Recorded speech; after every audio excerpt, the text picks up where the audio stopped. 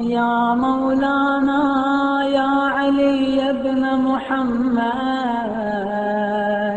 أيها الهادي النقي يا ابن رسول الله.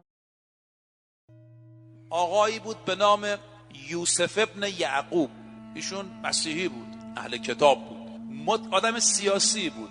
متوکل عباسی او رو احضارش کرد. متوکل آدم خبیثی بود. وقتی نامه می اومد یا پیغام می اومد فلانی احضار شده، یا اعدام بود یا زندان بود یا شکنجه بود. بالاخره میگه تا صبح خوابم نبرد.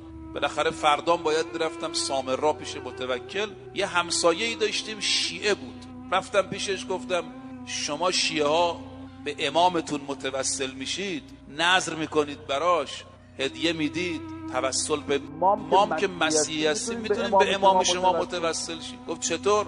گفت متوکل منو احضار کرده، منم میترسم. گفت بله اشکال نداره، امام مال همه است. حالا بعضیا دایره امامتشو قبول ندارن اما محبته که هست، امام مال همه.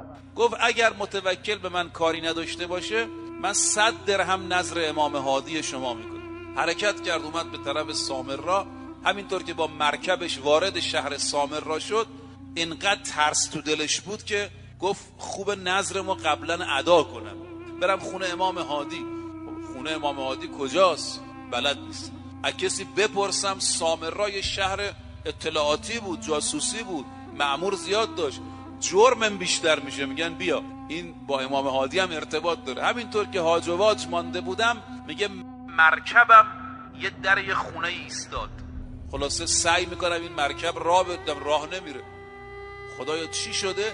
یه وقت در خونه باز شد، یه کسی آمد بیرون گفت خوش آمدی، اینجا خونه امام هادی است. یوسف ابن یعقوب. گفتم این از کجا فهمید؟ اسم من چیه؟ مرکب من از کجا فهمید اینجا خونه امام هادیه؟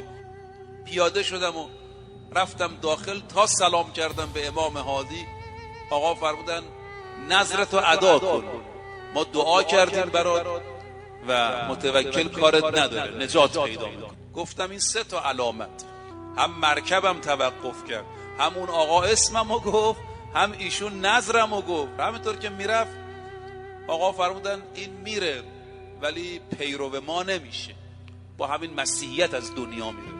همینطور هم شد، مسلمان نشد با اینکه معجزات رو دید. ولی آقا فرمود خدا یه پسری به این میده از شیعیان ما میشه. اتفاقا خدا به این یه پسری داد. شیعه علاقمند به امام هادی که خودش میگفت من بشارت امام هادیم، من بشارت مولامم، مولام به من بشارت داده بود. يا حجة الله على خلقه